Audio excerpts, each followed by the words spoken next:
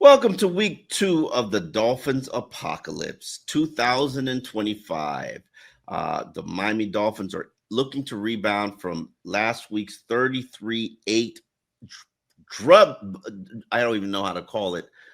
Domination by the Indianapolis Colts, where Nasty. Miami got embarrassed in every phase of the game. Joining me is Isaiah Smalls, Miami Herald beat writer. I am Omar Kelly, Miami Herald columnist. I have some before you keep going. I have some words because I've literally tried to figure out how I can do it a different time. Say it a different way. I've used drubbing, Okay. massacre, Massacre. disaster. Yeah. I need to find new words because last year my two words were lackluster and dismal. I think I played those out. So I got Lackluster wouldn't describe this one. No. no, definitely not. Embarrassment. Catastrophe, I think is a Catastrophe would fit. Yeah, absolutely. Catastrophe would fit.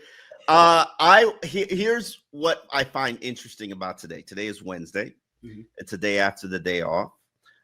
Tua warned us or threatened or advised that he was going to be interested to see who was in the building on Tuesday for their day off, who was putting in that work. Well, wouldn't you know, Isaiah, they had a players-only meeting on Tuesday. That means everybody bring your ASS to work. And it was about setting the standards and setting expectations and how we want to operate moving forward. I think a lot of people got a lot of things off their chest. I think a lot of people, clearly Mike McDaniel talked about the video, the film. It was an embarrassment. It was a disaster. Everybody was not sticking to the script. The team looked unprepared. And as I said on Twitter, right now it's open season on the Miami Dolphins. If you are the national media, you are taking a bet and you are beating the Dolphins over the head because this is the time to do it. Most people have Mike McDaniel as the first or the second head coach to be fired. And you know how we in the media, not necessarily me, but we love us a firing during the season. And we will campaign for a firing during the season. And right now, it's open season on Mike McDaniels. It's like the Nintendo game of Duck Hunt.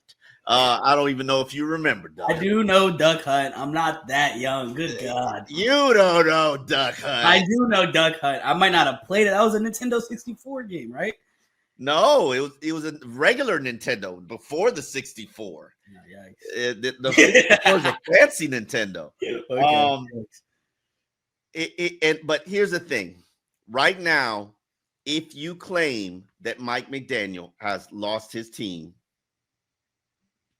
what can I say? Well, how can I discredit what you're claiming based on the performance they put forth? So the only way to address that is what, Isaiah? I mean, it's actions, right? As what is his name? Dylan Gabriel said, they say we do.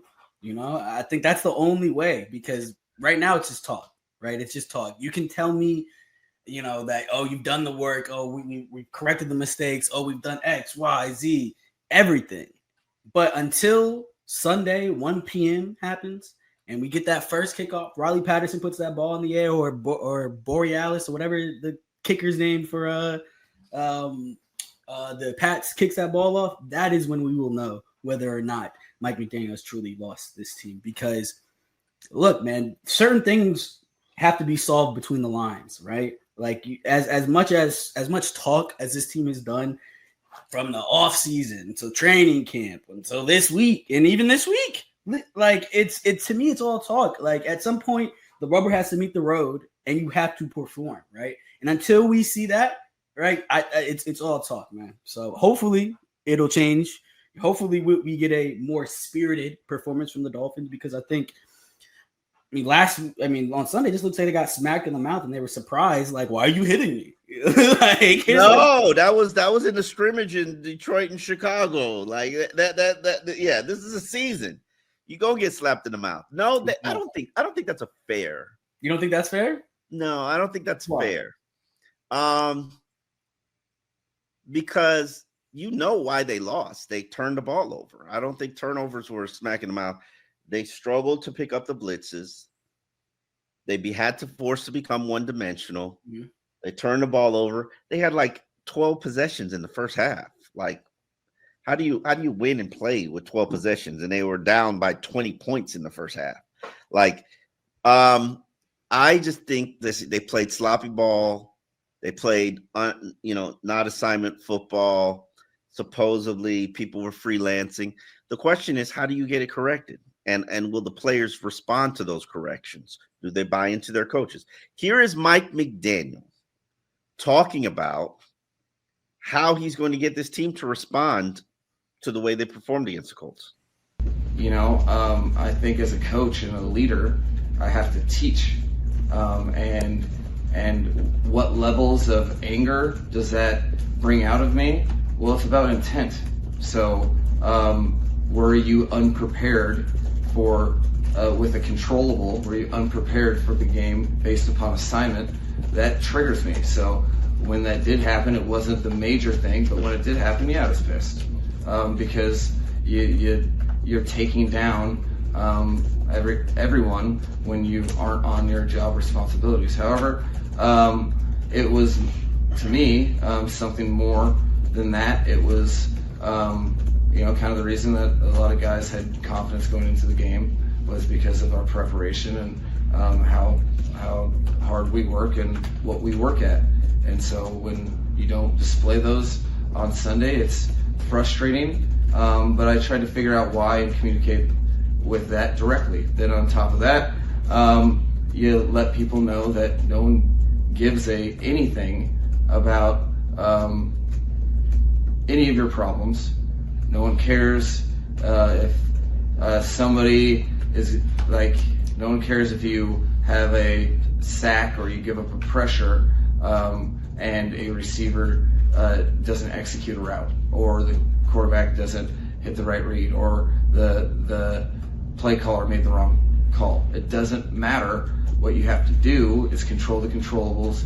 We need individuals to play as one, and that's the focus. We're not playing tennis, we're playing football. So we have to execute consistent techniques and fundamentals so that we can, so that guys who are in a position to make a play can make a play based upon their teammates' execution. So all of that being said, it's a direct communications kind of what I rely on, and we are trying to work on the things that we failed on, because there's only one way to go from that output, and that's what we're focused on today about.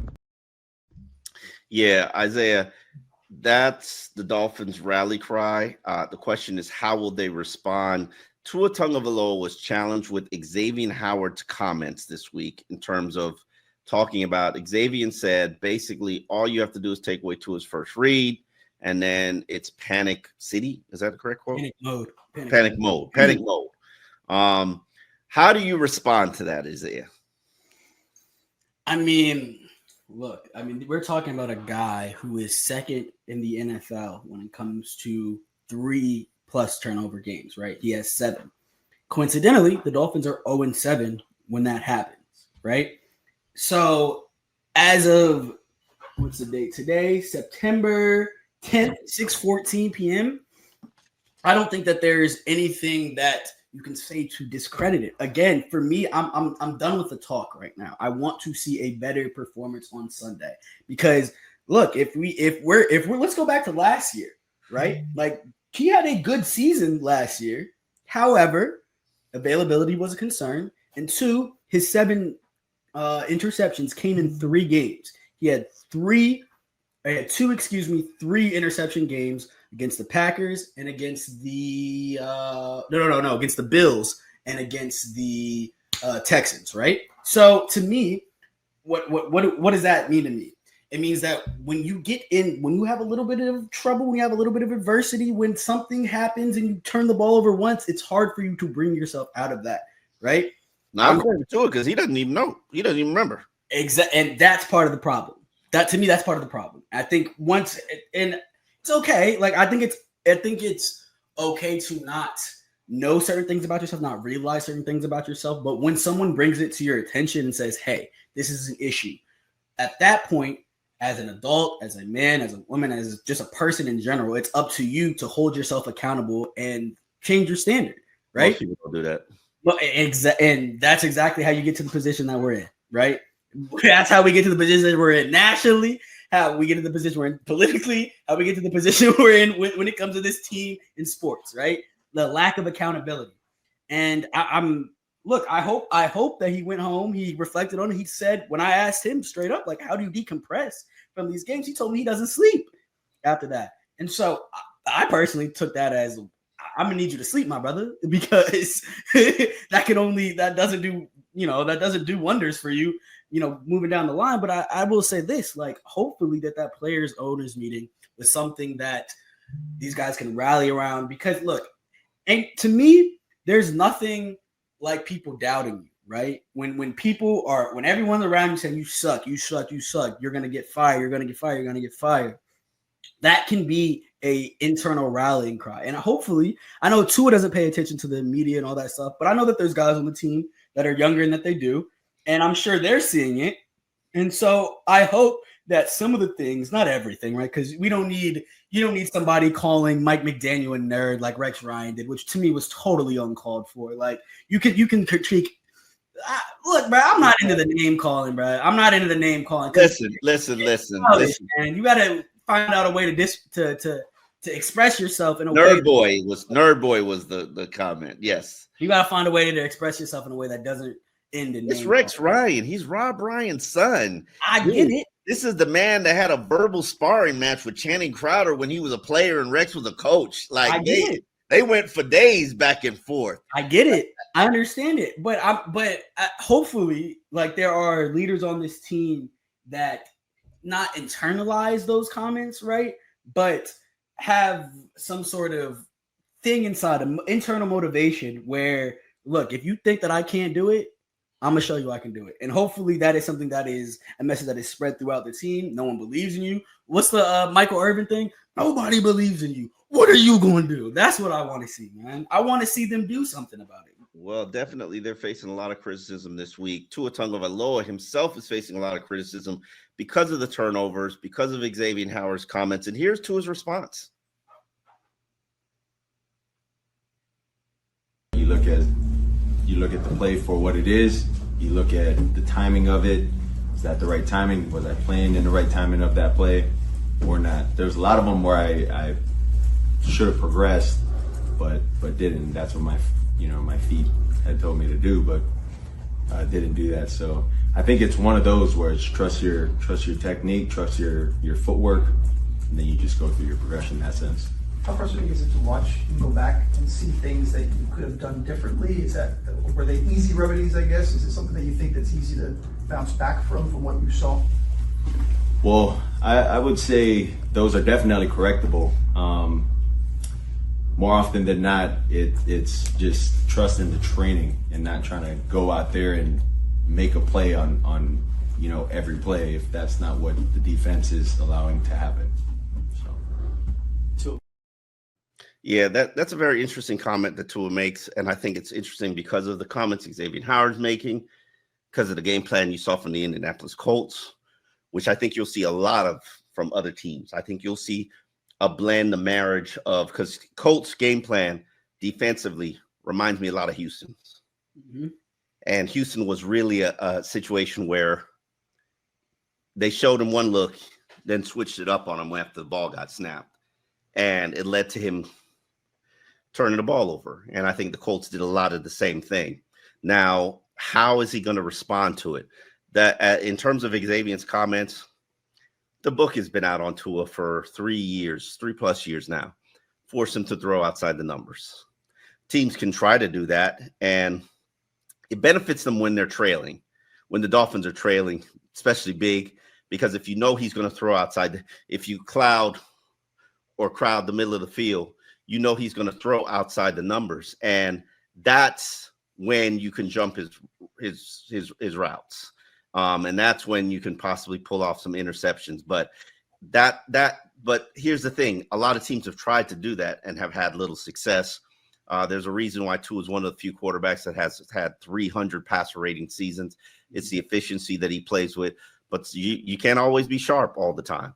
Another factor that is an issue is Tyreek Hill and Jalen Waddle, and the fact that there hasn't been any big plays. There hasn't been any deep passes. And that's something that they have to address, even from a fear factor standpoint. If you don't, you're going to see safeties back there and you're going to throw double coverage. You don't throw into double coverage, but there are other things that you can do in order to try to create those one-on-one isolated situations that could lead to big plays. And that's really on Mike McDaniel. We'll see a lot of that. We'll see how they respond. But let's get into some of these injuries that we've got for the Miami Dolphins.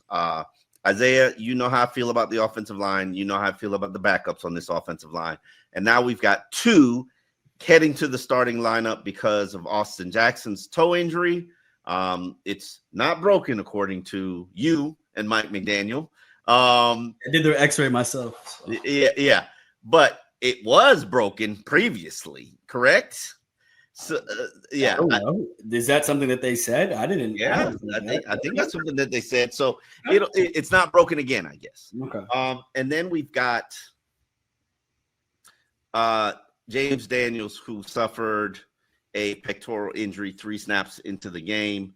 Hopefully it's not season ending, but he is on IR. Keon Smith is going to be stepping up into the lineup. Keon, I spoke to him today. I'm going to be writing a column about the challenges that Miami faces, creating a new blind side, because understand Tua is a left-handed quarterback. That is his blind side. A new blind side for Tua. It's going to create challenges for the offense. It's like playing with one hand tied behind your back, but these are the cards you're dealt. This is why you always can't have a mediocre backup unit, because as I've always said, how many games will you go into the season with your 8th and if you're 7th and 8th offensive lineman in your starting lineup? Quite a few. And here we are, week 2, we're already there. So it'll be real quick before we move off the offensive line. Why is it that, because it's a question that I had gotten a lot from fans, why isn't that Kendall Lamb isn't in line to replace Austin Jackson, and why are they going Borum over Lamb? Good question. Over the years, as I've gotten to know Kendall Lamb, and everybody knows I'm a card-carrying member of the Kendall Lamb fan club, Kendall Lamb is an above-average starting left tackle. He is a mediocre right tackle. I think you saw that last year when he stepped in and replaced Austin Jackson in the second half of the season. That run game wasn't good, and it never got good. I watched him from the first time I started becoming obsessed with Kendall Lamb. He looked phenomenal at left tackle, mediocre at right tackle. In fact, I heard heard during his tenure with the Eagles, he kept telling him, I want to keep working at right tackle, just because that's something I got to get better at. We're 10 years in, Kendall. You are a left tackle. Now, I understand your job throughout your career is to be a utility tackle, but and I also think he's coming back from that back injury. They have invested a lot of time, effort, patience into Larry Borum to try to get him to learn the scheme, settle it. And I think he might be a better asset as a run blocker than Kendall. Kendall pass blocking is his strength. Run blocking, Larry Borum is his strength. So, but Larry Borum has started 27 games. Did you know that? I did know that. Yeah. So it's not like he's some green, inexperienced veteran. It's always as a backup fill-in kind of player. But it'll be interesting to see how. My bigger concern is Keon Smith. This is going to be his first start, his 11th NFL game. Dolphins have invested 3 years into him. 3. And I'm working on something now with a lot of the players, especially the undrafted guys. You know how you make a career for yourself in the NFL? When your opportunity arises, you shine. You play well. Yep. That's how the Aaron Brewers, the Tyndall, the Terrell Dotsons carve out to Kendall Lambs. That's how they carve out a lane for themselves in their career. Now, if you come in and you get your opportunity and you stink up the joint, see ya, buddy. Yeah, that opportunity is going to get less and less. Yeah, for sure. Not less and less. It might be time to move on. And I mean, it depends where you're drafted. Like if you're drafted, what if you're not drafted? that's you're completely correct. If you're not drafted, the leash is a lot shorter. When you get drafted, you have more opportunities. Definitely have more. You get a second, third, maybe a fourth chance. When you are the undrafted player, you might get two. Yeah, you might, maybe. And don't let you make the same mistake twice. Yeah. So spoke to Keon Smith he wasn't a fan of talking to me. I hope that wasn't because I've been quite abusive to the offensive linemen. We are where we are. Let's all kumbaya. We got to make the best of the situation. Of course. So we shall see what they do, but I will tell you, in my opinion, those two, they're under pressure. They're under pressure to get the job done because the standard is the standard. We've got other injuries. Storm Duck is in a walking boot. He's got that left ankle sprain. Clearly, he's going to be sidelined. Rasul Douglas is going to have to step up. We've got our tight end, Darren Waller, still not practicing. Hip injury, regressing. Saw him in the locker room. He looks fine, but he's 32 years old, and 32-year-old bodies take longer to heal and recover. And Mike McDaniel said something very interesting that I did pay attention to. He said, we don't want it to lead to something that is season ending. That hints to me that this is more serious than we think that it is. And so hopefully they're trying to get those. And I've always known this with players, especially the bigger, it's always the bigger receiver types. Their hips go before everything else. So hopefully that heals up quickly. If it doesn't, somebody's going to have to step up. I was very uncomfortable with the fact that they went into week one with only two tight ends on the 53-man roster. And I get it. Alec Ingold is there. Yeah, but I don't want Alec Ingold running routes out of a 2-point stance, though, man. I saw that on Sunday, and I couldn't believe that I saw it. I said, this has to be wrong. I did not see Alec Ingold line up in something I've never seen him do. Maybe they do it in practice when we're not watching. I'm sure they have, but you had a full training camp to try it out. Maybe tease it. They do. Alec Ingold's a captain. He's a veteran. He's on that line. He's going to hold the line. I'm not worried about that. But yeah, you're in a dangerous spot when you go into a game with two tight ends. Exactly. But their choices are they got to either make a roster move or go into the game with two tight ends or two running backs. Which one do you feel comfortable with? Definitely I prefer two tight ends over two running backs for sure.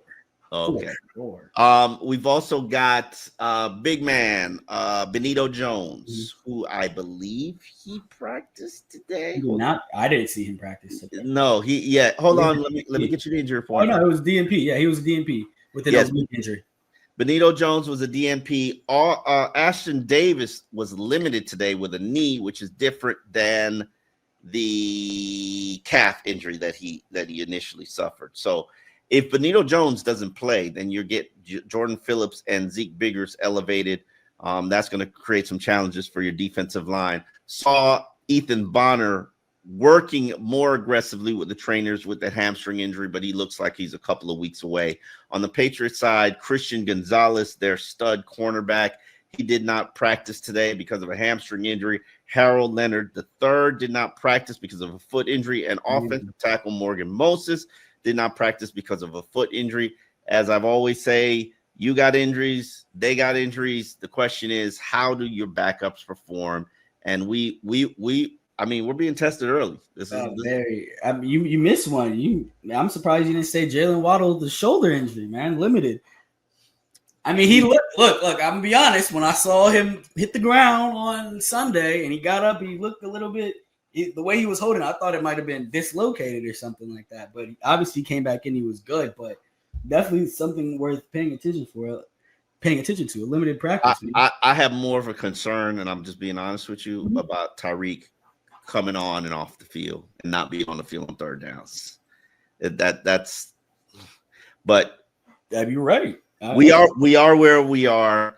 Let's hope that the Dolphins have a good, fortunate, healthy week of practice, Yes. a locked-in week of practice. Let's hope that the players only meeting made a difference.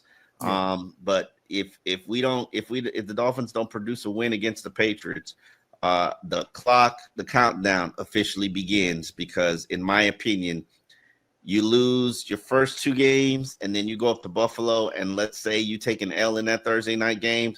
I'm not sure you're walking away from that Jets game in week 4 with your job if you take another L. So it'll be interesting to see what happens with this organization moving forward. We're at a pivotal point for this regime, and the clock is ticking. A victory is needed on Sunday. On that note, we will be back on Friday, where we'll talk about some more of the matchups with the Patriots, and we will get into what that injury report is looking like and what people are saying, because Tyreek is supposed to talk on Friday, and as you know, Tyreek got a little bit of stuff going on, a little bit of shakedown happening right now. So it'll be, I'm not touching that one. It'll be interesting to see what is said moving forward. On that note, Dolphins in Depth, we will be back on Friday.